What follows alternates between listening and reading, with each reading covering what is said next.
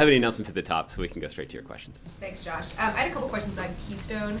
I know the State Department says that they are reviewing TransCanada's request to suspend the Keystone process. What does the President want the State Department to do with that request? Well, my understanding is that the State Department is actually still reviewing their letter to determine exactly what the request is and what is motivating that request.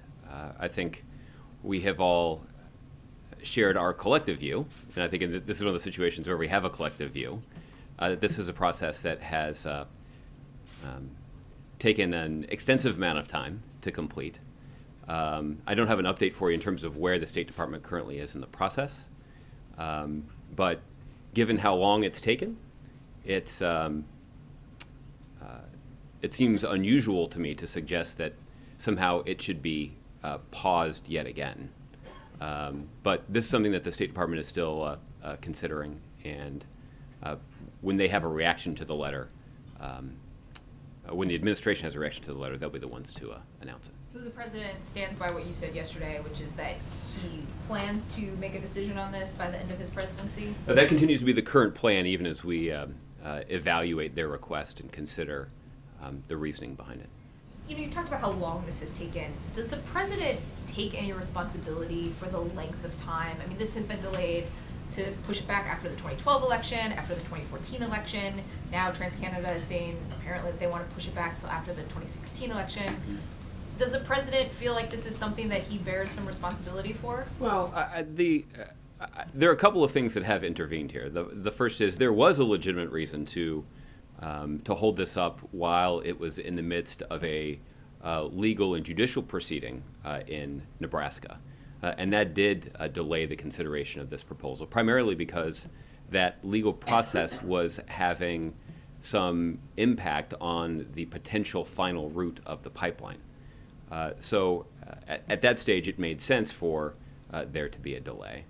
We've talked about how aggressively advocates on both sides of this issue have politicized this particular infrastructure project. I would venture to say that there's probably no infrastructure project in the history of the United States that's been as politicized as this one, although I wasn't around for the Intercontinental Railroad. Maybe there was some partisan politics associated with that. But this one certainly has been infused with politics, and my experience when things that are worthy of technical consideration get politicized, that rarely speeds up the technical consideration. That typically has the effect of slowing it down. So I think there are a number of contributing factors.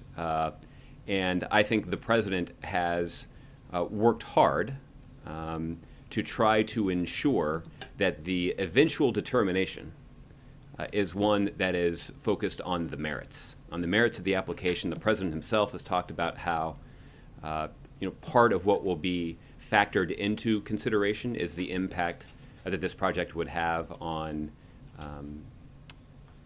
greenhouse gas emissions and carbon pollution.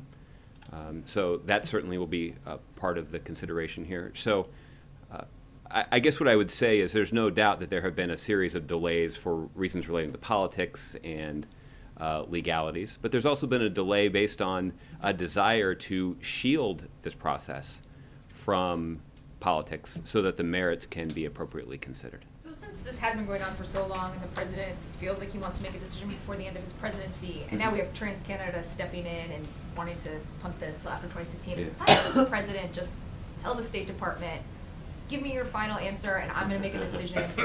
Why doesn't he just do that and end this? Yeah. Well, I think in large part it's because he doesn't want this process to be inappropriately influenced by political posturing on either side, But it's been influenced frankly. already. I mean, to say that it's not influenced at this point seems kind of silly. Yeah. Well, but I do think what is appropriate, though, is to do our best to try to shield this process as much as possible. There's no doubt that this debate has been heavily influenced by politics, and the President is doing his best to try to shield the actual process that will consider the merits of the project from those politics. And that's very difficult to do given the amount of politics that are being played here. So I would stipulate that that is a difficult challenge, but it's one that the President's committed to because, and this is the reason why it's important, is for as politicized as the process has been, you can imagine how politicized the analysis of the outcome will be by all of the interested observers here. So that's the other reason to invest in the integrity of the process, to try to shore up the integrity of the outcome here. Okay. Roberta. So TransCanada has said it wants to wait till after the election. Mm-hmm. And if the president's desire, as you just said, is to shield this from politics, and the election essentially being a political event, would that mean that that wouldn't be a good enough reason to pause the review? Well, I think that the election is a year away. I believe exactly a year away. I don't think that that's a good excuse for basically spending the next year doing nothing. In fact, there are a lot of things the president wants to do, and there are a lot of things that could be derailed by politics over the course of the next year. But that's not an excuse to do nothing. It's frankly is a reason to try to focus on the merits and to rise above politics and focus on the best interests of the country. That's exactly what the ongoing process is trying to determine, the best interests of the country. And so we're going to continue to do our best to shield that process that will consider the merits of this project from the political debate. And given the fact that the election is a year away, we should be able to do that. So fundamentally then, the president, does he see this as something he wants to finish, complete, get off the plate before he leaves office? The president has said that before, yes, that he would like to have this determination be completed before he leaves office. And is there anything in the executive order that is used to evaluate this, whatever it is, 13337, that would preclude a company of any type asking for a pause or a delay? Is there any legal aspect to this that's being evaluated? I'm not aware of any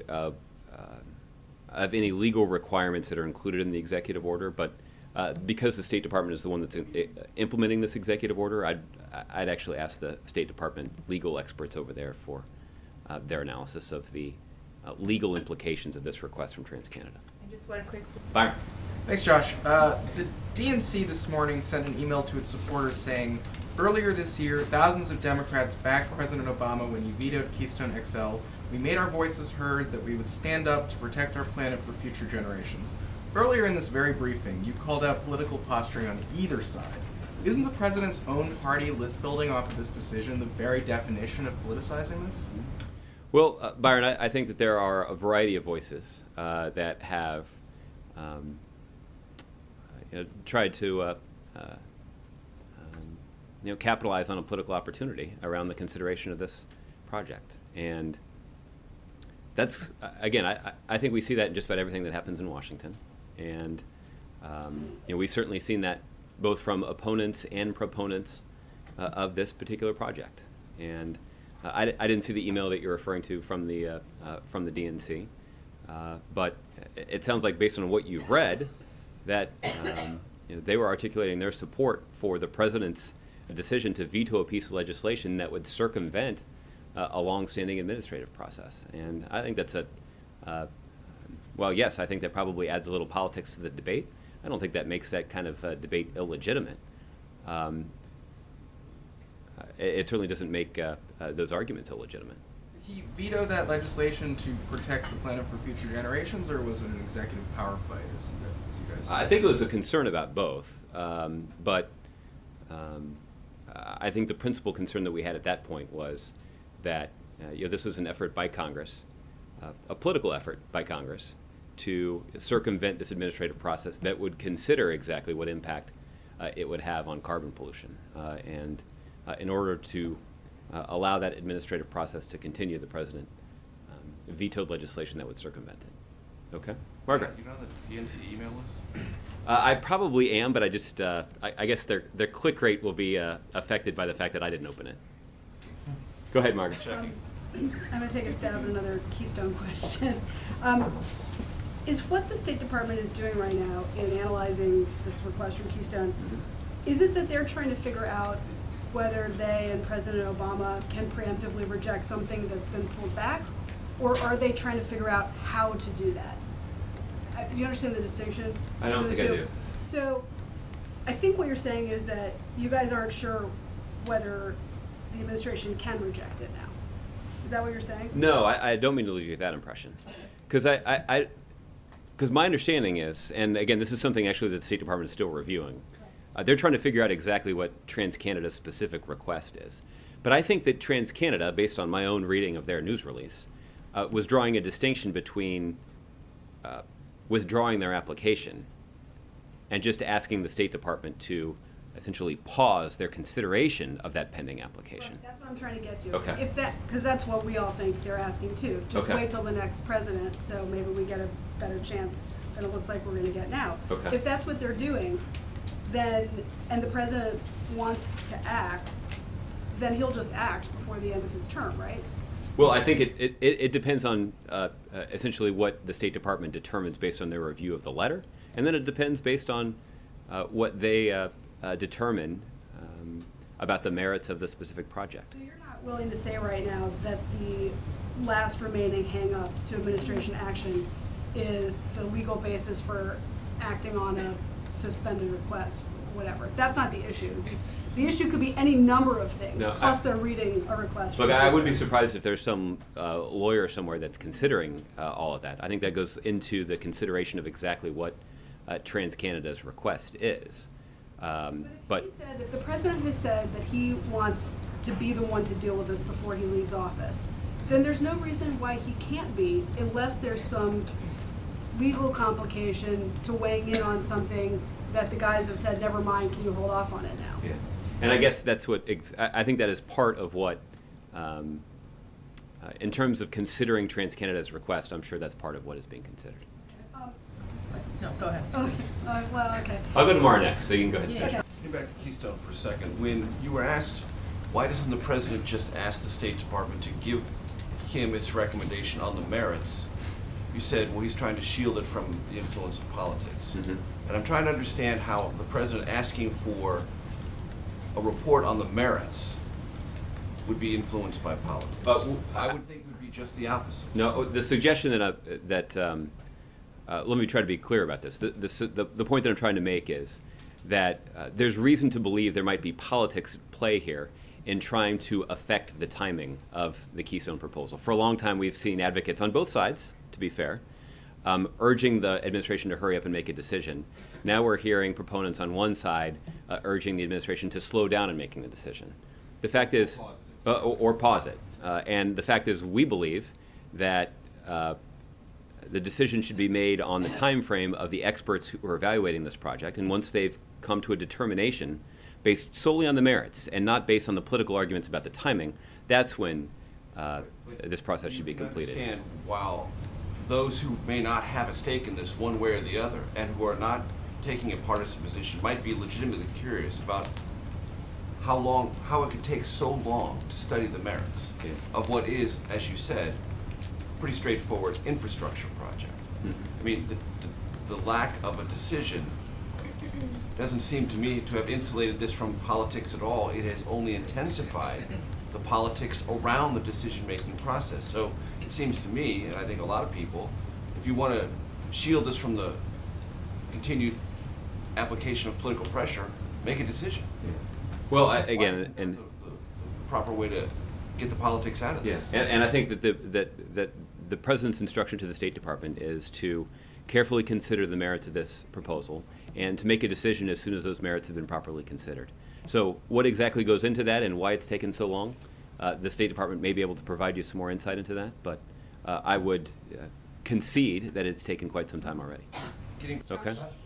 I'll do one more. Sarah?